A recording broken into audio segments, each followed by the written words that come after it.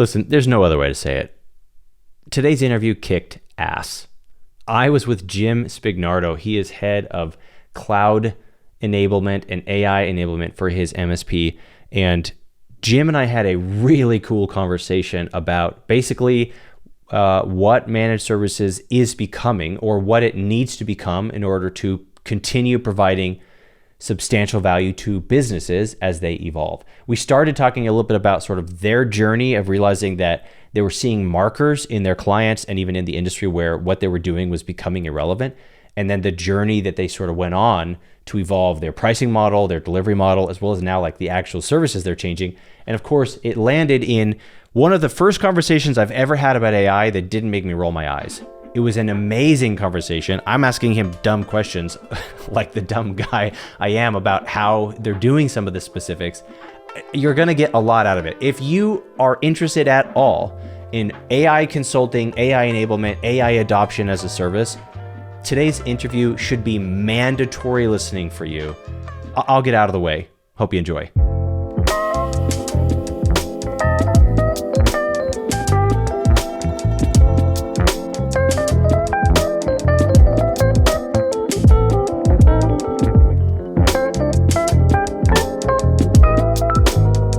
Mr. Jim Spignardo, thanks for joining me today. Very much appreciate being here. Yeah, we talked, we met, I guess it was a week or two ago.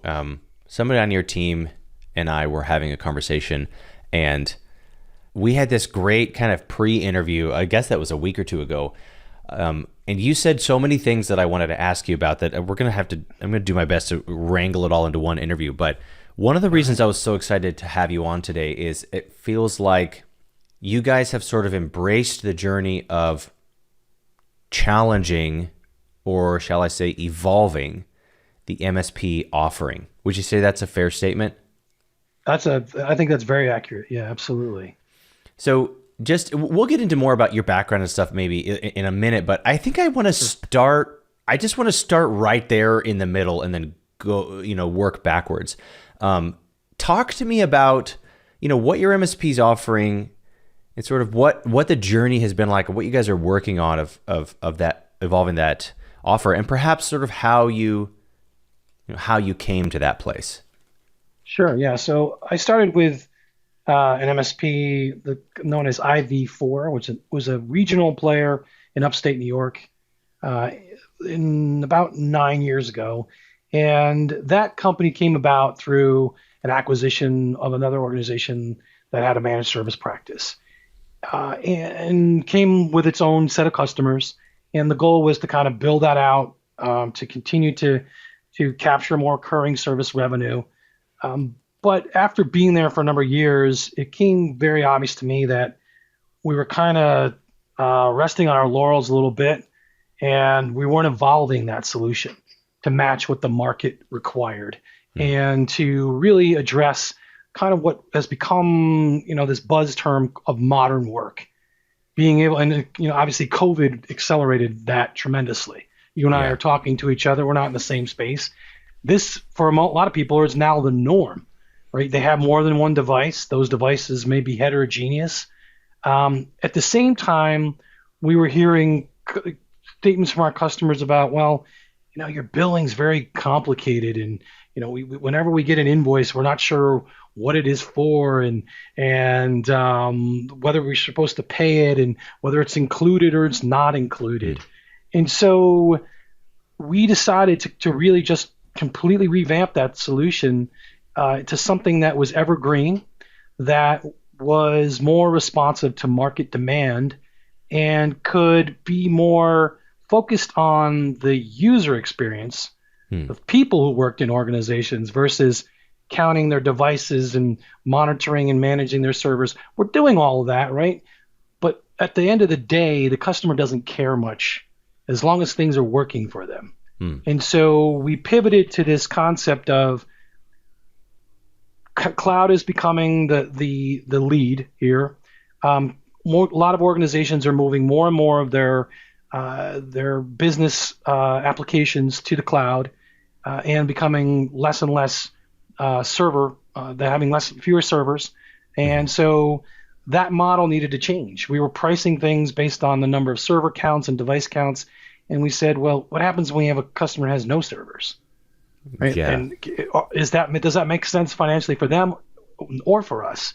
And we need to make sure that the service can adapt to wherever these people work, so we can support them, whether they're working from a hotel room, an airport, on their phone, their tablet, you name it. And that's kind of was the genesis of this concept of this remake of a managed service. I love it. Okay, so we'll get into these in a minute, but it sounds like obviously cloud native or cloud forward was a part of the tactical part of what we're talking about, the change. User experience focus is obviously a big area, and I'm sure we're going to get into AI in a second. But before we do, I want to go back to something you said. You know, that you mentioned that the MSP offering seemed to basically not be evolving with the work experience. But can you give me some examples of what were some of those triggers you were actually seeing, either in the market, observationally, or even maybe in some of your client interactions that made you think, oh, this thing, besides just the server thing, right? Are there other examples that made you think we might need to adjust how we do stuff? Yeah, we tend to be very rigid. If it wasn't a Windows workstation, then we'll do our best effort. Understanding that some people, their primary driver, technology-wise, may not be a Windows workstation, and they might be working from a remote location. And the other comment we go, well, you need to be on-prem so you can be in the line of sight of a domain controller, so we can make a configuration change to your system. And the thought was, why does it matter where they're working? We should still have complete control to be able to support and manage that device. No matter what the device is or where that device sits. And that ultimately, created a better experience for the people that we supported. They didn't have to say, okay, well, I'm working from home today. How about I call you back tomorrow? I'm in the office so we can work on this problem together, right? That just seems, silly in the year 2025. Right. Okay. So you're talking like practically some of the ways that you could centralize administration and management in the traditional, pushing everything via group policy. Everybody's, as you said, they can see the domain controller can see them. And now you've got work from anywhere. You've also probably got some bring your own device going on. You've got a decent 100%. Amount of Mac and PC co-mingling, right? Together. And some IT guys are just like, yeah, I don't do that. I only do everything Intune, everything Microsoft. If it's Linux, go F yourself. If it's Mac, go call another creative. Right. And what you're saying is you realized the controls and even frankly the way that you delivered what you delivered was no longer servicing the client in their newest evolved state. And so not only did you have to change what managed services is, but really how you administer managed services and then ultimately how you bill it. Like, am I hearing you right? Yeah, no, that's exactly right. That's exactly cool. Right. Okay.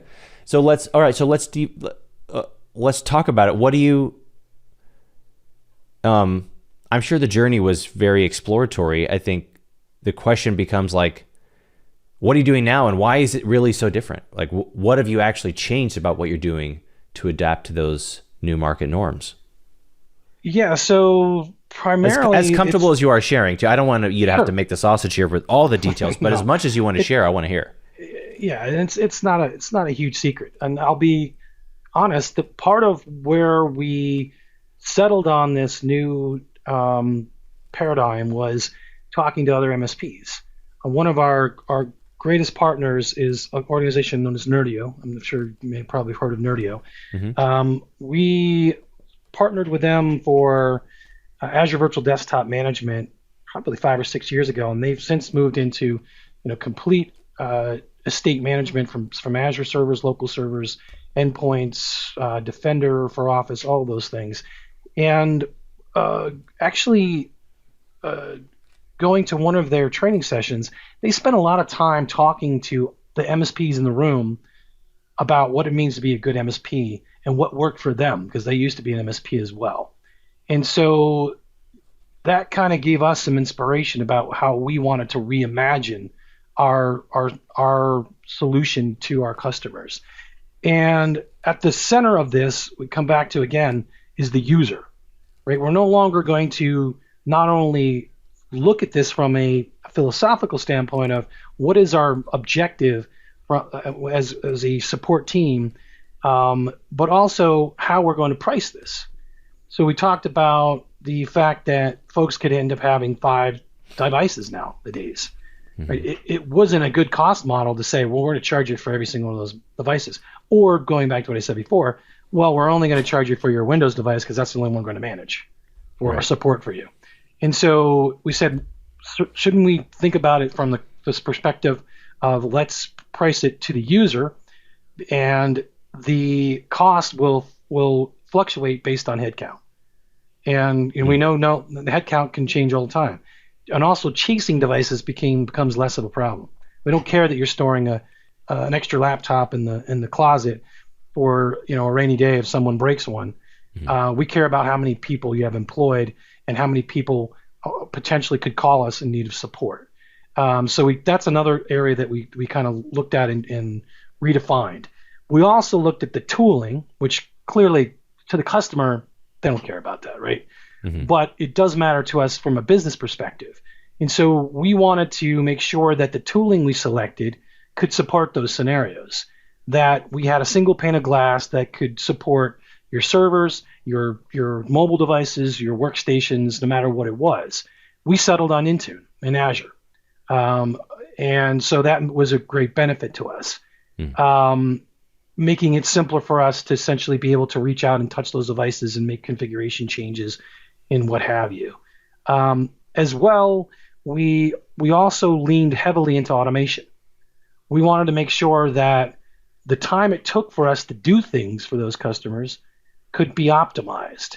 So whether it was we were going to apply standardized compliance and baseline settings to you so that we have a consistent look and feel across all of our customers versus, well, this customer has this environment with outdated systems, and this customer has a certain set of security settings, well, another one has a different set of security settings. So it was a matter of standardization across all of the clients, which also helped us improve not only their security posture, but their IT maturity level. So it could bring everybody up together if we kind of all settled on what the standard would look like. And then, like I said before, the last part was attempting to automate as much as we could to reduce the effort of doing all of the mundane and draining work, so that our support people could spend more time face-to-face or virtual face-to-face with customers, helping them solve problems. Right. And that's where we came back to Nerdio, where Nerdio gives us a lot of automation capability to help in that regard. So automation being a tool that you're using to streamline and standardize your delivery, your service delivery, to increase quality and consistency, and frankly, to increase the scalability of the org. So you can have more revenue per technician, more users, more endpoints per technician, right? For sure. Yep. Let me ask you a question. How far away are we from agentic models doing all of that? Endpoint hardening and cybersecurity configuration. Sure. I mean, this is a dumb guy asking this question, right? Like, I'm asking as an average person. I'm not a technical guy, but yeah, I would say that we're already in that process where we can already generate quarterly security reports for our security managed service practice on a regular basis with all the metrics that our customers want to see, to let them know, how well they're being secured and what things they need to be paying attention to.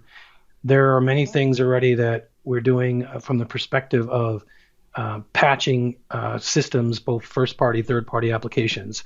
I would say, and we're very heavily invested in AI, and that's a major piece of what I do for ProArc.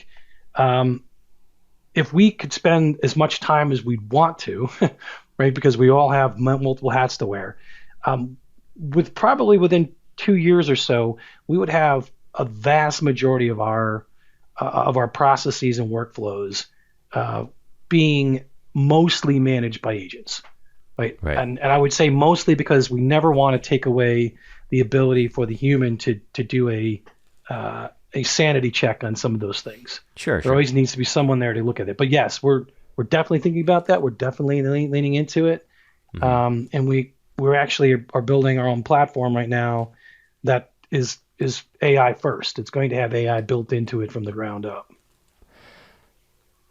And okay, that's what I was kind of expecting you to say in a way that excites me. I guess again, I don't mean to get so existential here 10 minutes in, but Yeah. allow me to ask it this way. So if we building, my limited understanding of the way that good agentic builds work is that a good AI agent is essentially a singularly focused application. And so you kind of build this multiple swim lane architecture of a bunch of agents that do one thing, and then you can have layers of agents that can corroborate if then and consolidate all of those different sort of functions, and then can kind of compoundly elevate them or change them to the next level of agents, whatever. Obviously, you've got a human along the way watching. It's like you've got a floor manager watching an automated CNC machine make fidget spinners. Right. The guy's not sitting there screwing in the little twisty knobs. That's what the machine does. His job is to make sure that he's monitoring all the inputs and outputs and all of the gauges on the machine, and he's making sure that all the loaders are set correctly and whatever, right? That's kind of the direction we're going. We're essentially seeing the assembly lineification in some ways of even things like as advanced as cybersecurity, if you will. My question becomes, are we essentially seeing that managed services is becoming more of a software platform, an agentic powered application with human support versus a service forward business? I think there's some validity to that statement. Absolutely. We're still going to need people that understand what that workflow needs to look like and explain it to AI. Right? But the hope is that all of the things that are kind of those administrative tasks can be offloaded to AI in a service model or a support software model, and that now there's more opportunity for the support engineer or the help center individual to actually interface directly with the customers to make them more productive, right? And so maybe now the conversation isn't about my computer's not working. It's okay, we made it work. What else can I help you with? Hey, could you show me how to do this thing in Outlook, right? Or I was wondering about a good prompt I could use in this particular scenario. Might you be able to help me with that? And again, it takes away those administrative tasks that tend to fill up the agent's time today.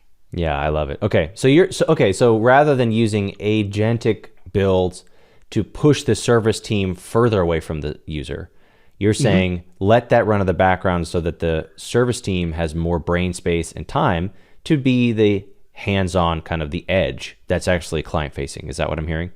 Yeah, absolutely. And that's kind of we have our own AI governance council, and that is kind of the cornerstone of our charter, right? We're not here to replace jobs. We certainly understand that it has the potential of reducing the amount of headcount that we need future state. But the goal really here is to take away of the burden of the I call them the 3Ds, the dull, the draining, and the distracting, right? And be able to allow our teams to think more strategically and more creatively about how we can improve our services and better interact with our customers. I love that. So then the question for me becomes, does that change the value proposition of what an MSP is, or even the value narrative of an MSP? Or does it simply mean we can now deliver it faster and at scale, but we're still selling the same promises? I think at the end of the day, it's still the same types of problems we're trying to solve, right? We're supporting an organization and getting the tech out of the way so they can focus on their business. And however that has to happen, great. We've always prided ourselves of not just keeping the lights on. And that's also something we thought about as we pivoted to this new modern solution. We want it to be more proactive, and we want more space to strategically engage with our customers versus saying, oh, you're going to have to replace this laptop, or this server is going to need a new power supply soon. Your switches are out of date. And we want to spend more time talking about how to actually help them thrive as a business than all of that mundane stuff that should just be invisible to them if we're doing our job well as an MSP. Okay, that is a fork in the road question, because we could go a billion different directions now. Because let me tell you what's going on in my mind, and I want to hear your thoughts on this. But I need to explain to you why you just unlocked 10 or 12 different questions for me. Because managed services traditionally, it's such a labor intensive job, and it's kind of a labor of love. Like if you don't love fixing stuff, you would never want to run an MSP, because No. you and I both know there are way lower lift and higher margins businesses you could run, right? 100%. Yep. But people love fixing stuff because that's just in their DNA. It's just how that's what they're put on the earth to do, is solve problems and make things work and connect things. But here's what I'm getting at. If now we're building these machines, if you will, that will fix everything for me. Okay, endpoints are hardened, NIST standards met, and all of the Slack, all of the deltas have now been created automatically into a project, and those tasks have been automatically put onto all of my text calendars and their Slack hours, and all I got to do is function all of these automatically, routinely AI vetted SOPs to make sure everything is cutting edge.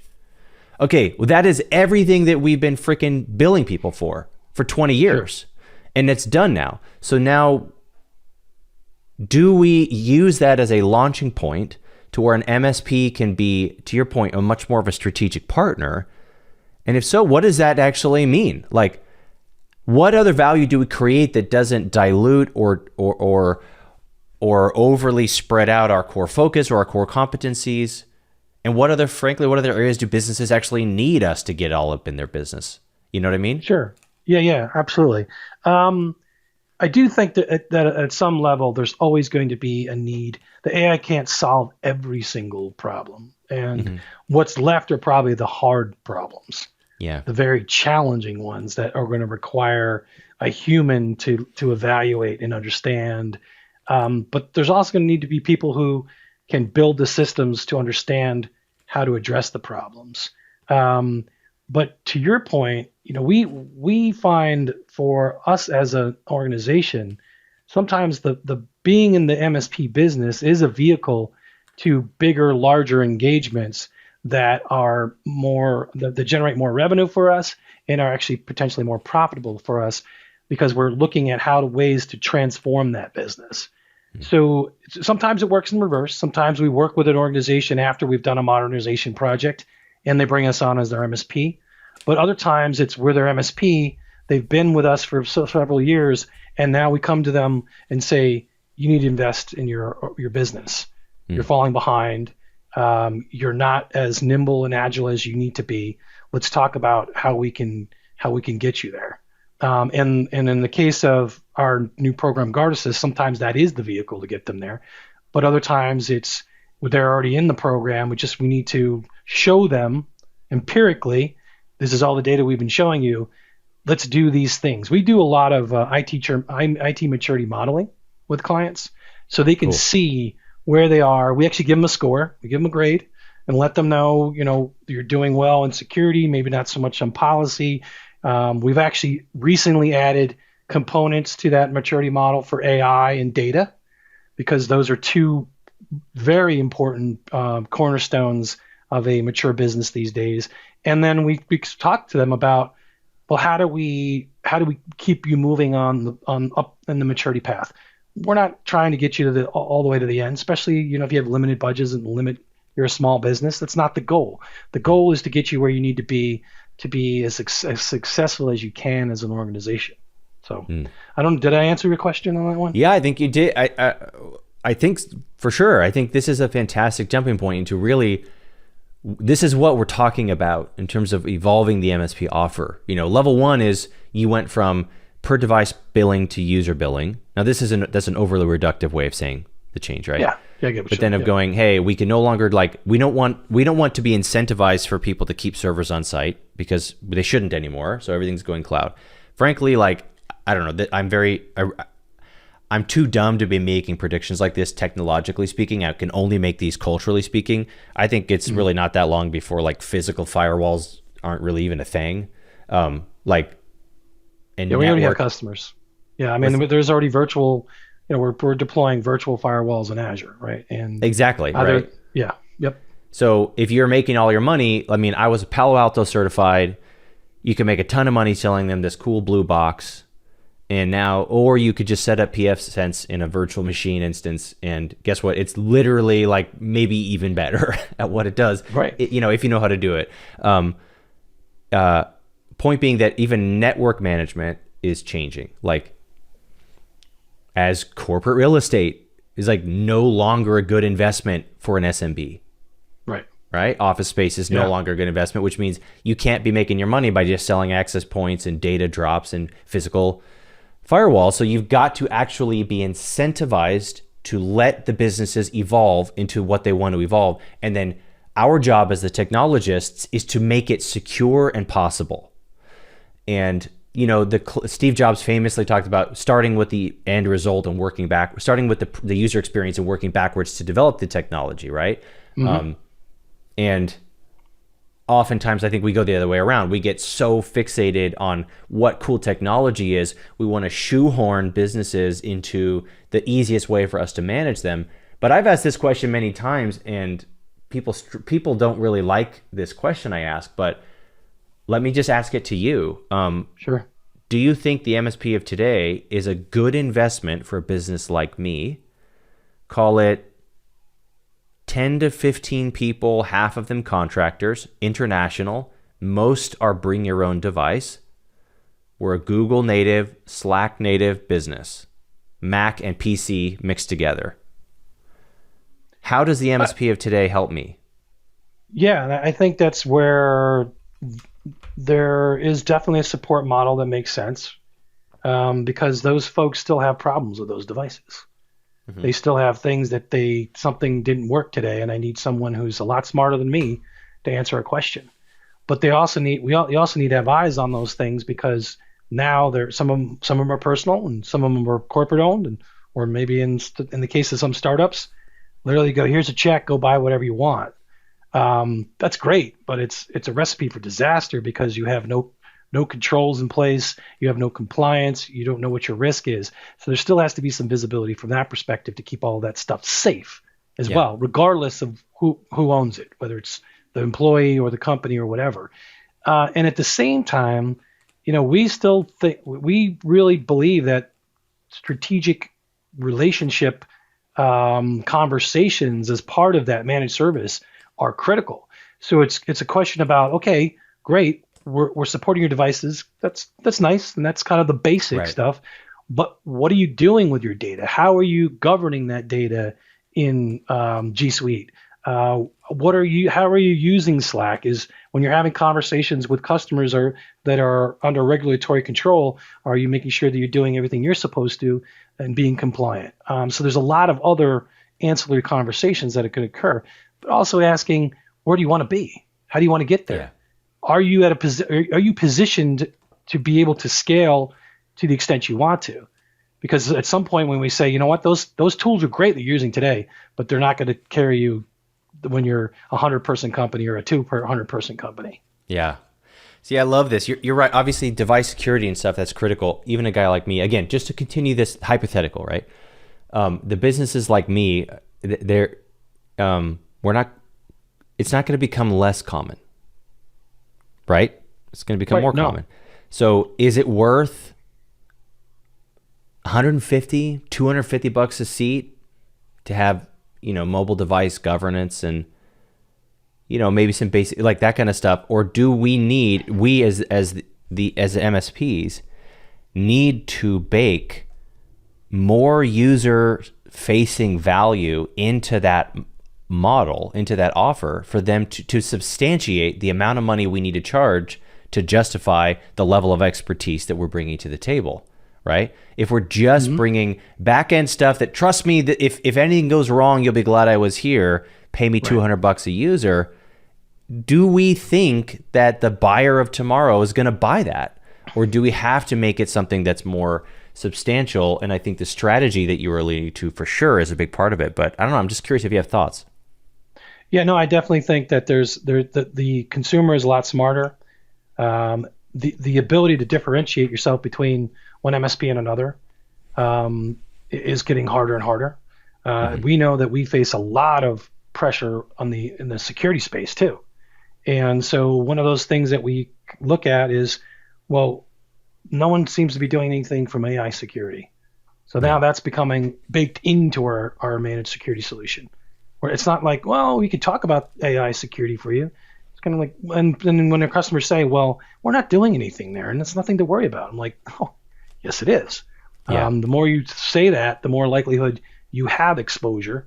So we're going to bake in AI now to your managed security solution, so that you have more visibility there. But so going back to what you're saying, um, it's not just about being able to support those devices. It's about being able to know that you have an organization you can lean on to help you with those challenging technical questions. For Yeah. instance, you're like, or we're going to be buying a small office or a co-work space where only a portion of our team is going to show up there every once in a while for meetings. Do we have enough bandwidth? Can you help us negotiate the contract with the ISP so that we can get a good rate? Can you look at our licensing and make Mm. sure that we're priced right, even if it's not stuff that you resell to us? So Yeah. we really like to bake VCIO services into our MSP contracts so that you have an ability to pick up the phone and say, I want to talk to the experts and I want to get your advice on looking at doing this, that, or the other thing. It's so that's I think the future of managed services. What you're describing, this is why, I mean, Jim, this is why you're here. Because I again like I want to always challenge the MSP owner of today to stop thinking like an MSP owner and think about a regular person who doesn't give two shits what how you do. They don't actually care about security. They Right. only They care don't. about the results they get from security, right? Otherwise, Exactly. you're just another insurance. Hmm. And and frankly, shame on us for not explaining our value in any other way that could help them see us besides something like insurance. Because the truth is, if all your value is we'll keep something from, if something bad happens, we'll help you, and it's not if, it's when, so you got to be ready, dude. You're just insurance. Except Right. instead of Yeah. filing a claim, I make a ticket, and then you do the work instead of you sending me a checklist. And that's why I pay you $200 a user instead of $2,000 a year. Is that you'll only kick into place when everything terrible happens. So actually supporting a new business with strategy, meaning having strategic insights for the businesses of today, not just trying to turn the businesses of today into the businesses of yesterday, which is Yep. what many people are kind of doing, is they're bringing out of date advice. I mean, do you think there's something there? And how are you, I guess let me ask it this way. How are you seeing this translate, and how are you seeing the effects of this kind of pivot you've made in the market now that you're selling it this way? I'll be honest. There a lot of our pre-existing customers, as we kind of changed our position around who we wanted to be, what kind of relationship we wanted to have with them, they struggled to understand it, believe it or not. Yeah. And we said, hey, we're including strategic services as part of our engagement with you. It's now part of your costs, and then getting them to come into the room.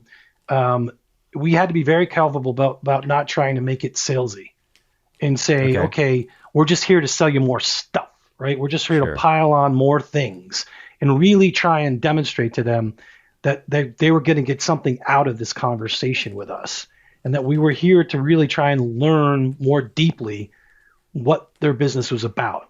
And so it is a little bit of educating and from getting not only our existing customers, but even people who are potential customers of ours to understand what the difference is. Mm. Right? They a lot of times they want to look at the cost.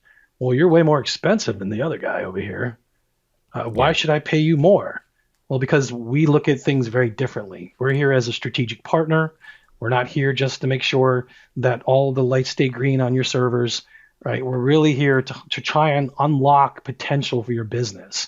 Yeah. And I read your book, and part of what I took away from that is, and we've really gone through this evolution ourselves, is there are customers you're not going to convince, right? And Yeah. those are the customers you got to let go. Those are the customers that aren't interested in engaging at that level, and they don't value that type of relationship, or they're feel intimidated, right? Because maybe they have folks within their organization who do IT stuff, and they feel like, well, they're going to take my job away from me. And that's not our role, right? It's to really kind of allow you to determine on what level you want to engage with us on. Right? Yeah. Do you want to just be that arm where you can talk to us on big strategic things, or do you want us to actually maintain and manage your entire business? So we've had to be selective. We've actually turned over a lot of smaller customers, and I wouldn't even say it's not even related to size. Some customers that are just not interested in being modern, being cloud first, over to some of our competitors and said, hey, this would be a great customer for you. Would you like to take them on? Where we could then focus on customers where we're all in alignment.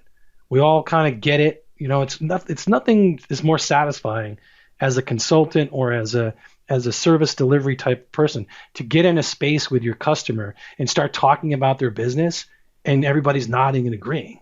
Yes. Yeah. Okay. Yep. Okay. Yep. And it just feels great. Like, wow, this is an incredible, incredibly productive meeting, and we may not come out of that meeting with tangible things that we're working on tomorrow, but we know that we are setting a roadmap for the future for that organization of where they want to go and what we're capable of taking them to. I really love that. You're alluding to something that we should cover before, and then I do want to talk about the sort of AI of it all, specifically with how you're helping your clients with AI.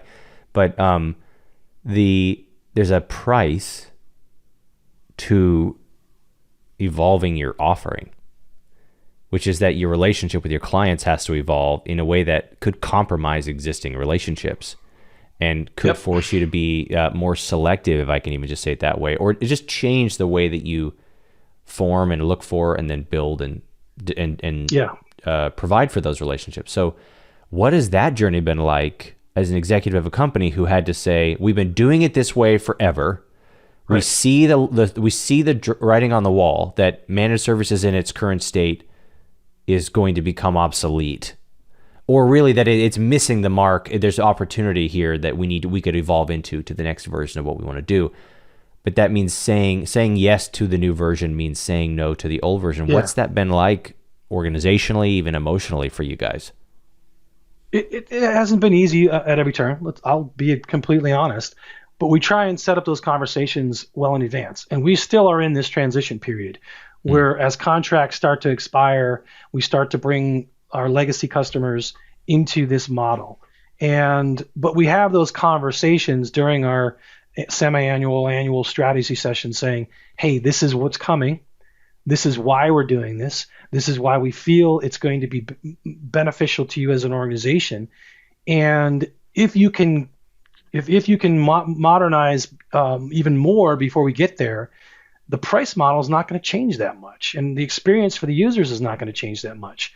So we're going to be able to offer you more for roughly about the same cost, and give you a lot of different and additional capabilities that we weren't able to support in the past. Yeah. Because we're doing things like automation, and because we're leaning more heavily into a single pane of glass to monitor and manage all these systems. Yeah. So there's definitely certain customers that have said, I think I just want to keep it the way it is. And I want this relationship just to be the way it was, and we're going to probably look for other MSPs. And we said, okay, that's fine. That's fine. That's your choice. We're here. We're going to continue to be here. And if price is your only consideration, then we'll try and work with you. But at the same time, this is what we're evolving to. But again, setting that table well in advance typically can overcome a lot of those objections and that fear from customers. Right. And so then the only real sticking points where you see relationships just sort of end is when you're now offering an outcome that they're like, I don't want that outcome. Right. And that's perfectly fine. Right. I remember meeting with a prospect, they were a consulting business, and he was like, we were talking about how we want to help him grow and stuff. This was like early on, and it was, he said to me, he kind of interrupted me at one point when I was, going on about how we were going to help him do all this stuff. He was like, hey, I don't want to grow my top line revenue. He's like, I spent the last 10 years getting my top line revenue where it is. He said, now my goal is to grow my bottom line revenue. He's like, I do not want more projects. I want to make more money on the projects I'm running. And what you're suggesting is a lot of infrastructure investment that would be to scale us up. He's like, I totally get it, but that is not my objective. Right. And that was kind of the end of the conversation, because I had been selling, I had been trying to give him this promise for which he was not, that he was not motivated by. So that's a big thing to remember if you're going to quote unquote evolve your offering, or frankly, if your offering is nobody is resonating with it. I've said this so many times. If nobody's buying your product, you could sell a different product. Right. Exactly. Yeah. Sell something else. Right. But you make sure that you're selling something that we have to triangulate. Who's your ideal client? Well, your ideal client is somebody who actually wants the promise that you can make. They want the outcomes that you can promise. And if you're promising outcomes that people are not motivated by, then either you're selling the wrong product, or that is not in fact your ideal customer. So I really like that approach you guys are taking. So let's talk about AI for a minute. Sure. Everybody's sick of talking about AI, but it's really relevant, I think, that we talk about what you guys are doing. And first, I need to ask you a dumb guy question. Okay? Sure. This is not for the listener. This is for me, or this is maybe for the other sales guys who listen to this who don't know how this works. Because I think I remember you telling me that Copilot is like a very big part of your guys' strategy, right? Yeah. Yep. Absolutely. 100%. Let me ask you a Copilot question. One of my concerns, I guess the short answer is, are companies safe feeding intellectual property and client data into Copilot? And is Copilot taking that information in a way that could compromise their compliance or their concerns? So the paid version of Copilot, M365 Copilot, absolutely respects your security boundaries. So let's put it this way. It can't do anything more now than you could do before without it. So it's really heavily dependent on how well your security is structured. What it does enable you to do is find answers to things much faster, right? So the ability to have security through obscurity is gone, right? If someone could easily ask, hey, find the salary info for our leadership team. If it's out there and they have access to it, it's going to find it. If it's in your SharePoint or whatever, right? Right, but they already had access to it. Yeah. What Microsoft does though is, if you have good data governance, and that's why we really start with data governance as a key component of any engagement we do with our customers, then honestly, Copilot is probably the most secureable AI product on the market. It supports DLP, information protection, compliance. It respects permissions and RBAC controls, and your data stays inside of your data estate. And the difference there is, and I use other AI tools as well. For most of those products, I have to bring my data to the solution. Yeah. And upload it. Whereas with Copilot, it has access to everything I have permission to already. And I just have to ask it to go reason over it without actually bringing the data to the system. At the same time, Microsoft makes assurances that they're not training their LLM on your data. And they shouldn't be, because you're paying a lot for them not to. And as well, there's a lot of concern around, well, what if I get sued because something I used was proprietary and Microsoft wasn't doing their due diligence? They make actual statements within their terms that they will protect you from any intellectual property legal entanglements. I see. They will be front and center, and they will essentially take the heat on that. So they're saying if we trained on something if we accidentally infringed on a copyright by training Copilot, and then it feeds you information that it sourced from that copyrighted material, you don't get it. We're not allowed to transfer that liability. Exactly. Yep. Yeah. Cool. Okay. And then lastly, the Defender suite of products does a fantastic job of giving you really great visibility, not only into what Copilot is doing and what prompts are being used and what data is being fed to this. So as a compliance officer or as your MSSP, I can help you in those things. But it also can be looking outward to third-party AI. So exposing shadow AI to show you all of the different SaaS applications that people are using, and you can sanction those or unsanction those, and you can put them under the same compliance as Copilot would be as well. So amazing. So are you okay? So obviously, what we're talking about here is like in the early LLM days, a lot of people were just, or a lot of even like enterprises, mid-market, are just doing their own bare metal LLMs because of all of the security concerns like we're talking about. Is one of their employees goes, here's an entire email thread with a prospect. How should I write back? And it has all the email signatures and all the information into ChatGPT. So obviously that's problematic for like a zillion reasons. The idea is if we can keep it inside of the Microsoft ecosystem, then we can get all the benefits of using AI. And in a way, we sort of have this like flat access to not only your full, like it's like an intranet of all of your information, policies, best practices, SOPs, data information, which means now, to your point, one person can basically instantaneously test every single door to see if it's locked in your entire database of all of your resources, which is why your data governance has to be like all of your one-on-one data and your financial data can't be accidentally in the wrong folder. Your permissions can't be wrong, because then anybody can just get access to anything. So it kind of forces a higher level of data governance and security standards just by using it at all. Funny you should say that. Yeah, funny you should say that, because pre-ChatGPT, we attempted to have data governance conversations all the time with our customers, and they knew what they needed to do. They knew what would it take to do it, and they just kind of said, I don't know, but we'll get to it at some point.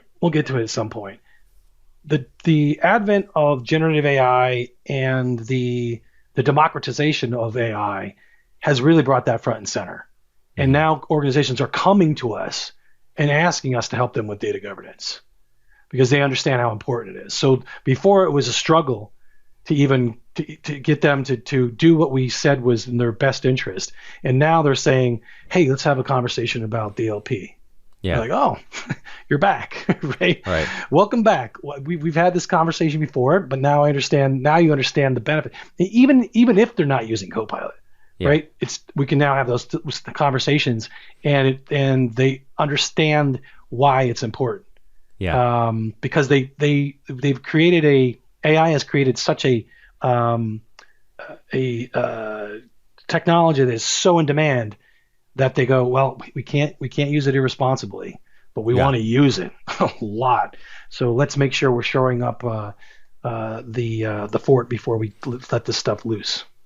And this is a perfect lesson for anybody of, you have to sort of, this is a perfect example, illustration of why incentive and benefit for your prospect or for your customer is going to determine what they're going to buy, more so than just, highly suggested best practice. If you can't actually say, if you set up DLP, then you can use Copilot to do this. Yep. Then all of a sudden, we invert that statement and say, unlock blank outcome, using, because of this service that we sell, which is getting your data and all of your security in place. Versus just saying, you need to be more secure over and over again. Congratulations, you're never going to make that sale. And of course you've never made that sale. But that is, if it were me and I was selling like AI enablement, which is what everybody wants. Everybody is afraid that everybody else is using AI, which is beautifully planted propaganda, by the way, not to sound like a conspiracist, but that's propaganda, extent, right? Yes. Yeah, I mean, good extent.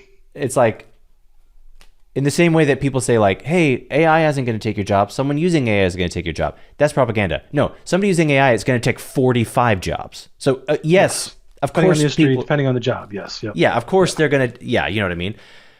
Point is now, you guys are working on this, and I'm assuming that, AI enablement or AI adoption as a service is sort of one of these strategic enhancements you're offering. And I want you to talk to me a little bit about that, how you're doing it and how it's working. Yeah. So my specific charge is to help with the Copilot adoption, the end user productivity piece of this. But ProAct as a company, we're a full AI. Uh, we have the full stack of solutions for organizations. But when I come into an organization, we run what I call a smart start engagement, and we really start with the fundamentals and talk about what are the tools, where do they live in the product, how can you expect to be able to use them for kind of core basic functions. But we quickly pivot to let's develop and design use cases around your pain points and your challenges within your organization and map out how these tools can potentially solve for those problems. And I'm actually doing one right after this call, believe it or not, where it's a workshop where we sit down and go through and create and do use case development with an organization that we really bring in folks from all over the organization. It is probably the least IT thing I do in my job. And it's really talking to business stakeholders, which is very different than most of the other things I'm dealing with. And out of that, we also spend some time on the data governance piece. We do a data risk analysis of their M365 data estate, show them where there's issues, show them where there's probably over permissioning, where there's some configuration settings that need to be adjusted to ensure that they've limited their risk, and give them a plan of action, a POAM, to work towards. And at the same time, we help them with creating a knowledge center. We call it a center of excellence, where there is a hub of information that can get that over time they can continue to sharpen their skills, learn more things, because let's face it, this stuff is coming at us a million miles an hour, new capabilities, new features all the time. For someone who does this all the time, I'm finding it difficult. I can't imagine what other users are feeling. So we want them to have a place that acts as that hub of knowledge where they can continue to advance along with the technology. We help them a little bit with their AI usage policy, establishing barriers, guidelines, guardrails, so that people know what is and what is not okay for this usage. We also roadmap, or we also build out metrics to track ROI, because let's face it, these are expensive investments, and we need to demonstrate value and return on investment to the organization. So we help them with that. Because we feel that's extremely key to keeping that momentum going in order to become a true AI culture. But if you just stop after licensing 20 users, that's great. You're going to benefit. Don't get me wrong. You're going to probably find some great benefit, but that doesn't truly transform you as a business to where this technology kind of maybe seeps not the greatest word, infuses into a lot of all the work processes you have. So you can really optimize what people do and become more efficient at what you do. And then lastly, we also will work after the engagement to help you build out custom agents that you've been inspired to build, but you might not have the capabilities of doing. And we've even made it so that we have a managed service with a virtual chief copilot. So if you don't today have someone who's driving that adoption internally, which we really, really feel is important, then we'll be that person for you for a certain period of time. And I've said this on other podcasts too. That engagement is time bound, and we never want to be there more than a year. If we're there after a year, we haven't imparted to you the significance and importance of you having your own resource to leverage internally, who's going to know your business better than anyone else. So the goal across that engagement, whether it's 3 months or 6 months or a year, is to start to build up a committee or governance council within your organization and to either hire or promote from within someone who's going to lead that charge. And are you doing this as a consult? You're billing this like a consulting project or engagement, or are you as a servicing it into the per user head, or? This today is a project engagement, but we're also beginning to look at how this becomes a managed service over time. So, for instance, talked about that Center of Excellence Knowledge Hub.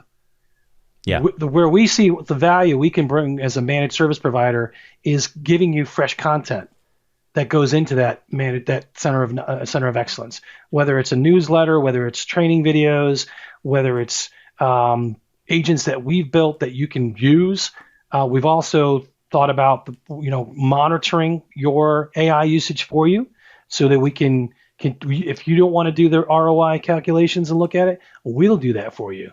We'll be able to demonstrate who's using it, how often they're using it, what are they using it in, where do you need some more focus as an organization. And like I said before, we've already incorporated that into our managed security practice, where we're starting to include some of those AI monitoring within that practice. Whether you're all on board or not, it's very important that you have visibility into how is this technology being used in your organization, with or without your consent or knowledge. Right? I mean, this is exactly what I think our audience, this is exactly what the MSP of today needs to be hearing. I'm so fired up by the fact that you guys are doing this. It's super cool. I mean, your title is Director of AI. What is your title again? Director of Cloud Strategy and AI Enablement. Yeah, it's a little long, but yes. No, yeah, I remember. Yeah, so this is what you're doing for an organization who's all in on saying, not just saying managed services is dead. That's marketing speak that means nothing. Yep. But saying, what does it mean to be an MSP for the business of today, and help solve updated and evolved problems in a way that aligns with your financial goals, leverages your expertise, and helps you build a sustainable business. I think it's inspiring, frankly. And I want to ask you, I know I've kept you for an hour already, but I want to ask you, is there any last piece of advice, I guess, for maybe somebody who, I don't know, maybe somebody who's either on the fence about this adjustment, or maybe they're just too overwhelmed or intimidated at the idea of biting this whole thing off. Any last pieces of advice to leave them with? I'd say start small. Look at a specific aspect of what you do as a managed service provider today, that where you can bring additional value to your customers. And again, we looked at this this is a crowded market. It's not so crowded that we feel like we're constantly poaching customers from one another, but it's competitive. And so we needed to find ways to differentiate ourselves, but also build stronger relationships with our customers that didn't just include managed services. It included being able to support them in other aspects of their business and other things they want to do, whether it's developing, a data platform, or working with AI, or, creating some sort of software solution. It allows us to make really, really deep engagements with these customers where, there's very little we can't do for them, quite honestly. Yeah. It's so great. Jim, thanks so much for today. This was really fantastic. I got a lot out of it personally. I feel like I'm smarter, a little bit smarter having met you. And thanks again. Sure. Lisa, if anybody wants to get in touch with you, are you ever open to sort of schmoozing with other MSPs or networking with people? Yeah, absolutely. I mean, like I said, I was drawn to your podcast and your book, because I feel there's a lot to learn from one another, and I'm a firm believer in, someone doesn't have to lose in order for someone else to win. Yeah. And I think there's a lot of, I want other MSPs to challenge us and to make us stronger and better at what we do. Yeah. So talking about this, I'm not fearful that all of a sudden now, MSP X down the road is going to steal our lunch. Right. Because we're probably a step ahead of them too. So. Sure. Yeah. No, I love it, man. Thanks again, Jim. I'll put a link to your LinkedIn or something maybe in the show notes in case people want to connect with you. And I would love Appreciate everything you're doing, and thanks again for being here. Yeah, no problem. Thanks, Brian.